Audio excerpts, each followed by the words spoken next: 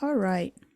So today I'm going to cover chapter 2 with you guys, and it covers input, processing, output, and I'm going to cover a little bit of just basic code functions in Python, just so we get an idea how it works. So this is what we're going to cover today.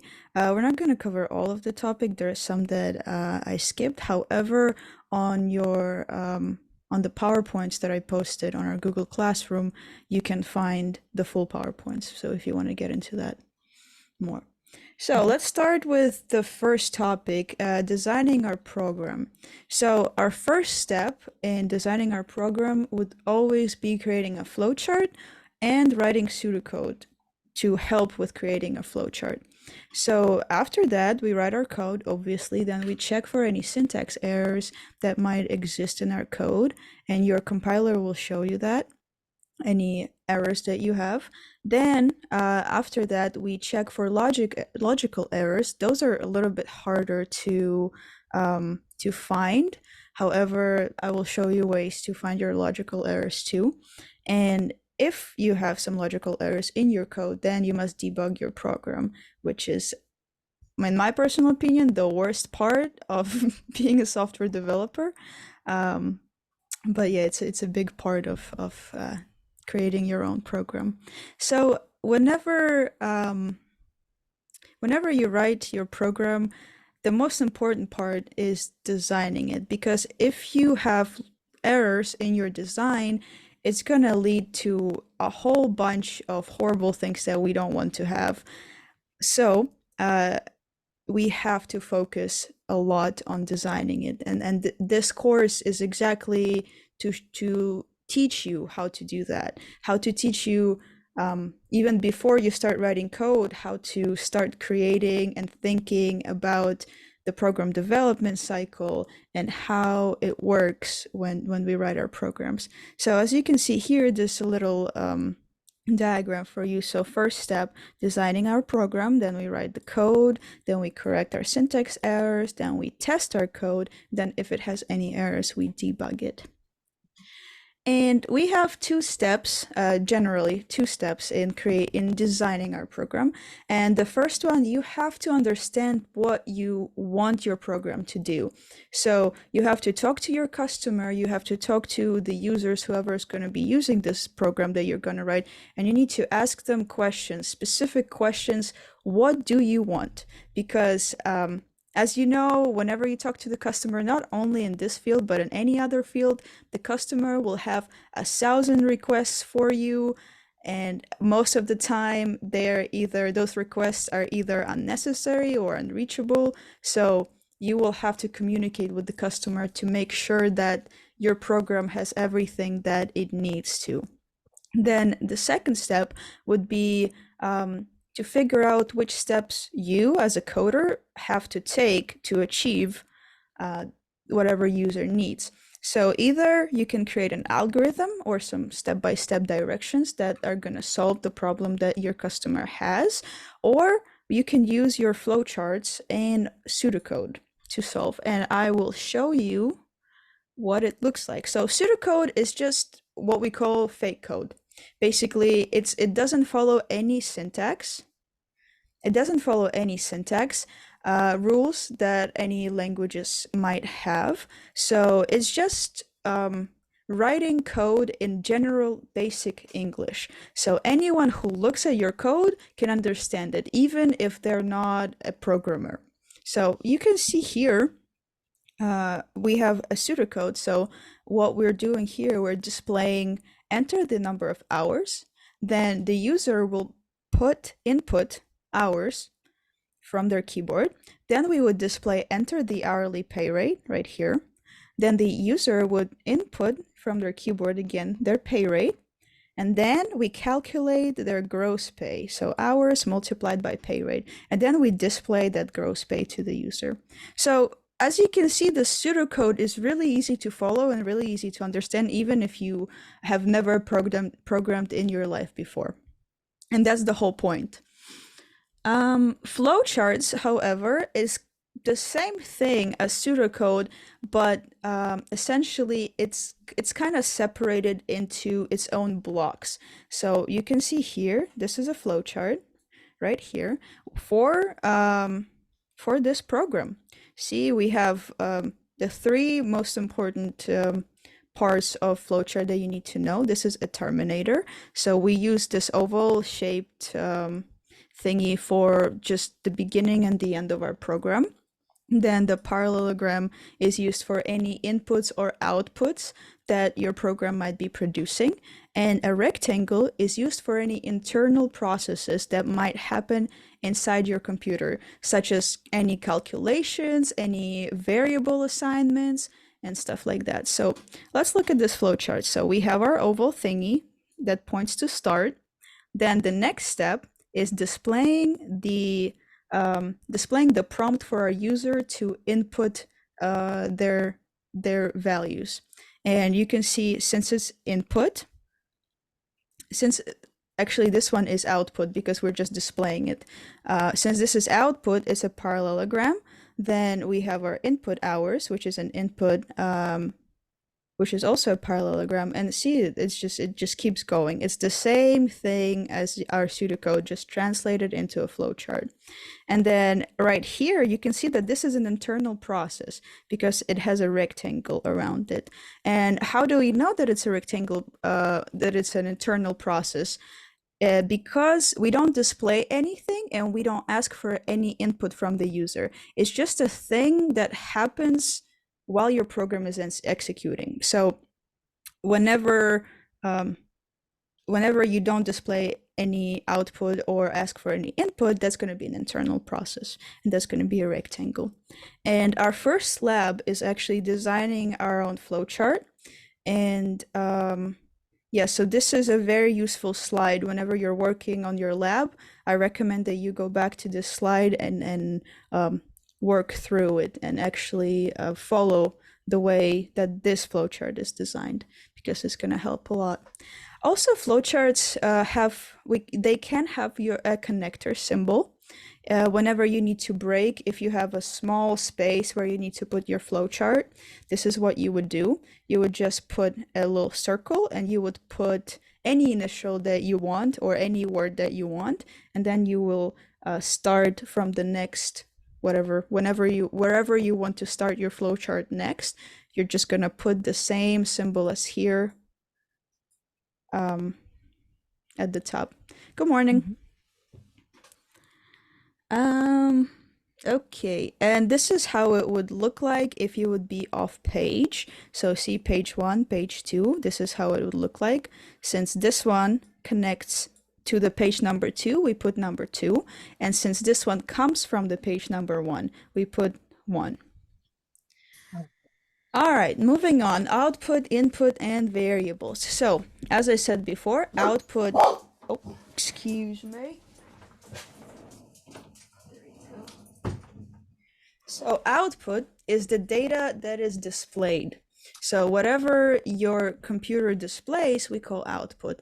Input is whatever data the program receives from the user.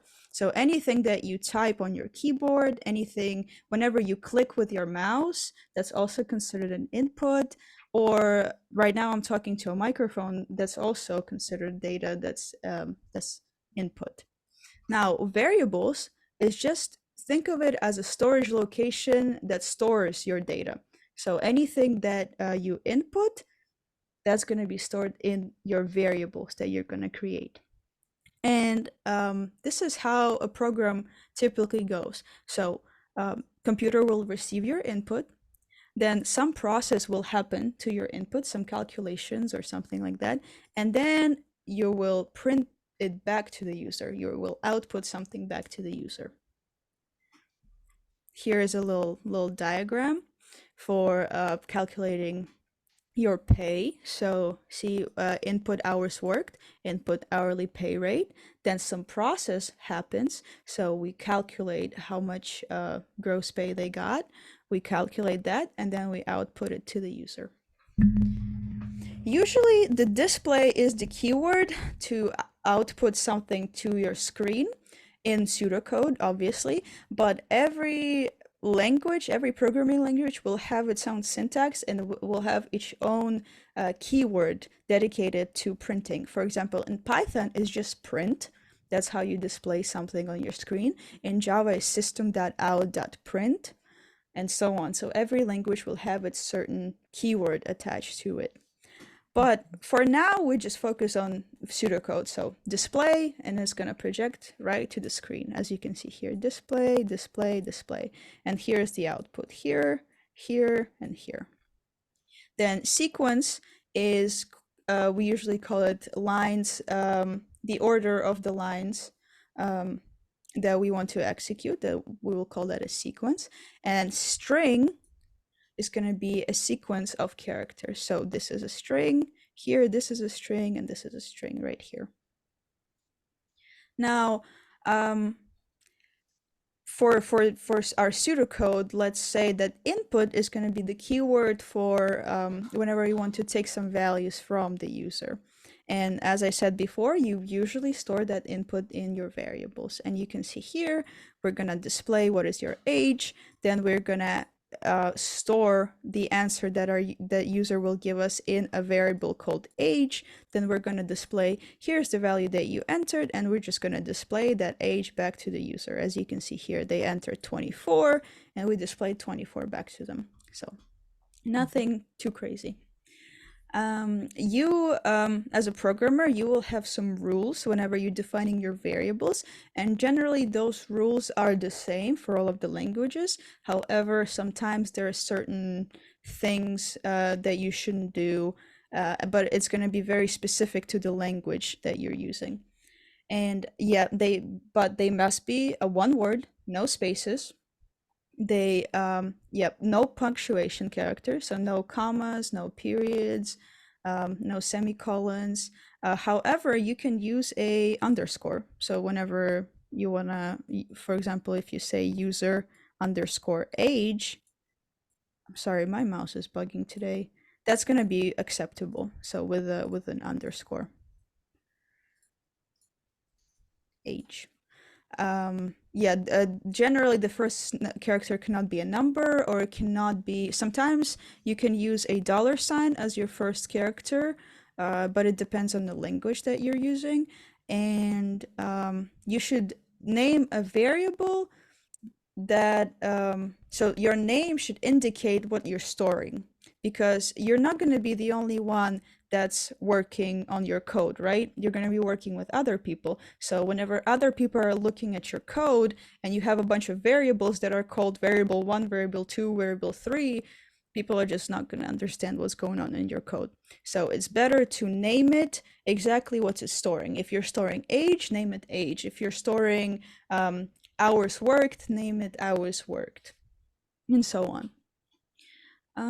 This is so whenever you assign a variable, you don't have to ask user for input. You can just set a variable by yourself. As you can see here, set price equals 20. So in our example right here, we can see set dollars equals 275. And as you can see, we did not ask a user to input that number for us. We just assigned this variable to 2.75, and that's perfectly acceptable. That's you can do that. Now, calculations, you can do calculations. They're performed with math operators, and most of the math operators are the same as in your general algebra. However, there is another one that's called modulus. And what modulus does, it just divides one number by another number, and then it just gives you the remainder of what's left. So for example, modulus is usually a percent sign. So whenever you will see 5% 2 in some code, that does not mean find the percentage, how much 2 is the percentage of 5. What it wants you to do, what it's going to do, is going to take the closest number that divides 2 as a whole, which is 4 to 5, and then it's just gonna take that 4 and it's gonna take 5 minus 4. So the remainder is gonna be 1, and that's gonna be your answer. It's gonna be 1. All right, variable declarations. So whenever you declare a variable, in some languages you will need to provide a name, but also you will have to provide a data type. And here are some of the data types that we're going to be working with. So an integer, only whole numbers. So 1, 2, 3, 4, 5, 50, 60, only whole numbers. That's what we call an integer. Then a real, or also sometimes it's called a float. Float, float. It can store either a whole or a decimal number.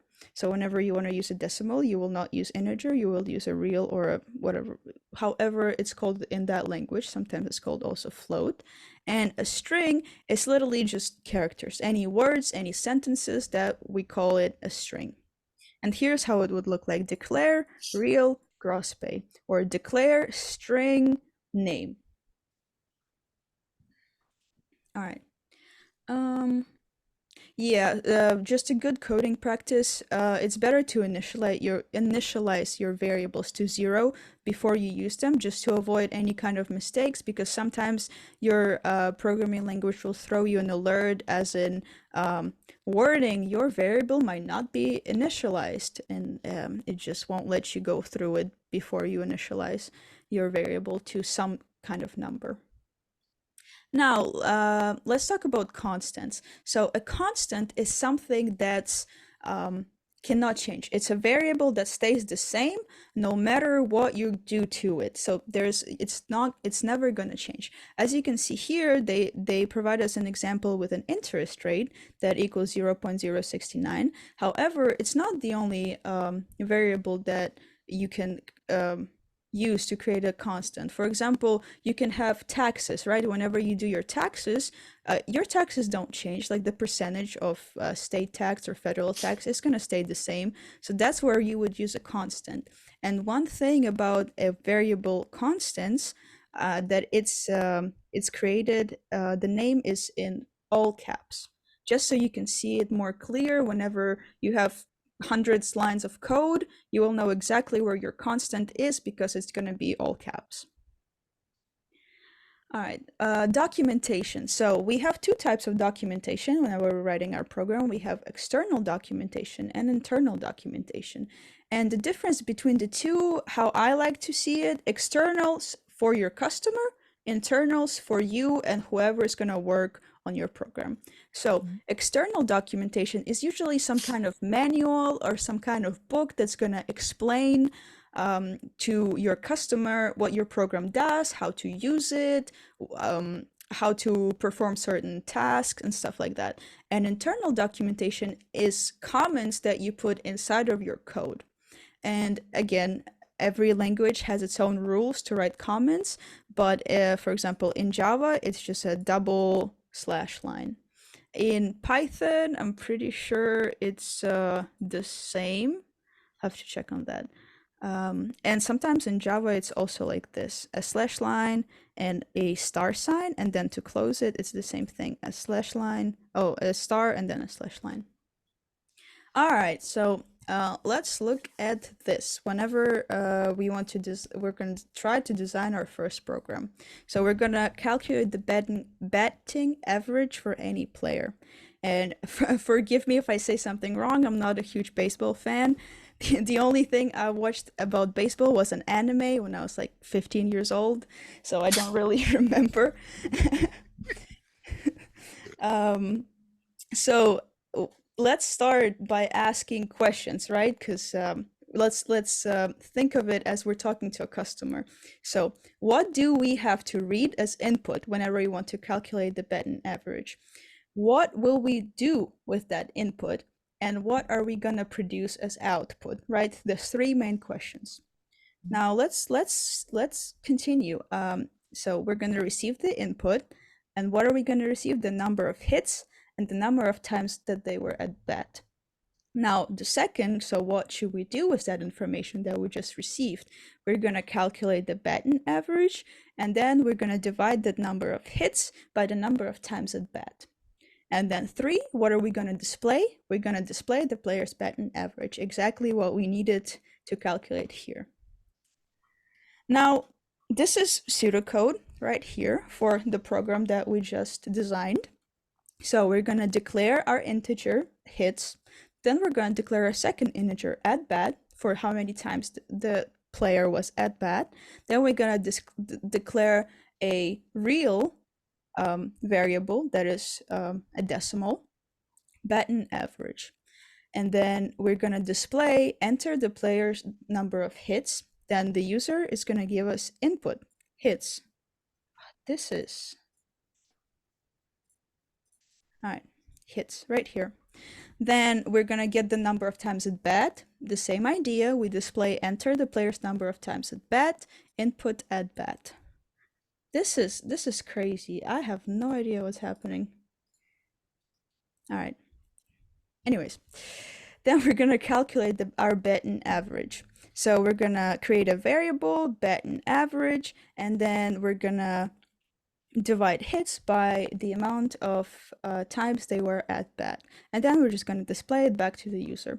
And you can see here, this is going to be the output that our program will produce. Enter the player's number of hits. The user will enter 150. Enter the player's number of times at bat. User will put 500. That's a lot of times to be at bat. Then the player, and then we're just going to display the player's batting average 0.3. And this is our flowchart for our program. As you can see, we start right here, then all of the variables that we need to declare, and you know that it's a rectangle because it's an internal process. Then we're going to display, enter the player's number of hits, and it's a parallelogram because it's an output. Then we input hits, and so on, so on, so on. And as you can see, it's the same idea as writing flowchart that I showed you earlier. Now the summary of our program. So what we took as input was we determined what we needed for input, right?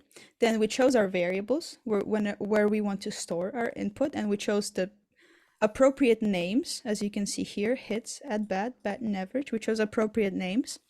And then we determined what kind of calculations we need to do. Then we chose variables where we need to store those calculations, which was batting average. And then we just output our result that we got. So nothing too complicated. It's just important to divide your program into steps because that helps a lot instead of just taking it straight on. You know what I mean? All right, now let's look at Python. So during this course that you're taking, we're going to focus a little bit about Python just because it helps with understanding how to write our programs just as a whole. However, you will also have a separate course, separate class about Python by itself. So there's going to be a course where you're going to just learn about Python, and it's not going to be your next course. The next course is going to be Java, but the one after that is going to be Python. So whenever you want to display any output on the screen, this is what you would do. You would type print, you would open parentheses, and then in those parentheses, you would put quotation marks and put whatever you want inside of those quotation marks, and that's going to be displayed on your screen. As you can see here, print, my major is computer science, print, I plan to be a software developer, print, programming is fun. And this is what's going to be your output. The same thing that you put inside of your quotation marks. In Python, you do not declare any variables. You do not put the data type. So literally all you have to do to create a variable is in Python is put a name, you put an equal sign, and you put whatever value you want to assign to that variable. Very easy. It's great. Love Python for that. The same thing with strings, integers, whatever. As you can see here, this one is an integer and this one is a string, but they don't have any data types in front of them. So title equals vice president. You can pass multiple arguments to your print function, and all you have to do to pass multiple arguments is just separate them with a comma. So as you can see here, we have a variable called age equals 25. Then whenever we print, we put quotation marks, I am, then we close those quotation marks, we put a comma, then we put our variable age, put a comma, again, because it's its own element, right? This is our element, this is our element, this is our element, all separate. Then we put another quotation mark right here, years old, and we close the quotation mark. This is it. And this is what you're gonna produce. I am 25 years old. Whenever you want to read input from your keyboard, specifically from your keyboard, because you can also read an input from a file, specifically for keyboard input, this is what you would do. So you would create a variable because we have to store that input somewhere, right? Remember, we store our input in variables. So we create our variable by assigning it a name. Then we put equal sign right here. Then we put a keyword input. Whenever your computer will see input, it will know that after executing this line, the first line, it will have to wait for the user to enter some code, to enter some input for your program. So as you can see here, input, quotation marks, enter your first name, and this is what it would look like. Enter your first name. However, all of this, your computer will not produce. So this is gonna be your first line. Then after you type some input and press enter, this is gonna be your second line, the second line that's gonna be printed. So enter your last name. Then only after you type something and press enter, you're gonna get to your last line, hello, Vinnie Brown, that we have here. Whatever you read an integer, it's the same thing with the input part. However, you have to put a keyword int, which stands for integer, in front of it. So very simple, same thing, just put integer, parentheses, input. Keyboard input. If you want a real number, as I said, float. Remember in the beginning, I said some languages use float instead of a real. Same thing as here. Instead of integer, you just put float. And calculations are the same. As you can see here, addition is a plus, subtraction is minus, then multiplication is a star, slash is division, modulus is percent sign, and exponent is the double multiplication, so the double star. And here are some examples here. We're not going to focus on those. And here's how you would document your program in Python. You would just use a hashtag sign. Hashtag, and then whatever you put here, your computer will know that it's a comment and it will not try to run it as an actual code. So we're just going to skip it. It will know that this is just you commenting your program. All right, this is all I had for today. Do you guys have any questions for me? Who is able to read the comments? Anyone who can see your code. So anyone who Okay. has access to your code, they will be able to see your comments. Okay. Like, and what is the easiest language? Python, definitely Python. Python data. Okay. 100%. That's why we start with it, because it's so easy to, it doesn't need any declarations. You don't need any, well, I'll show you, let me show you how it would look like in Java. So whenever you want to print something in Python, you would just put print, right? Print and whatever, something here. Oh, this is horrible. I will have to fix this. However, in Java, you would put system dot out dot print, then you would open your parentheses, then you would put double quotations, then you put whatever that you have here, double quotations, you close it, then you close your parentheses, and then you put a semicolon at the end. Okay. And this would be just one, to print one Just thing. one line. Yeah, just one line. That's why we start with Python. Okay, I understand. Yeah. Anything else? All good? All right. I will see you guys on Thursday at 9:30. I hope you guys have a great day, and I will be posting the Zoom lecture on our Google Classroom too. Okay. All right. Have a good day. You Too. too.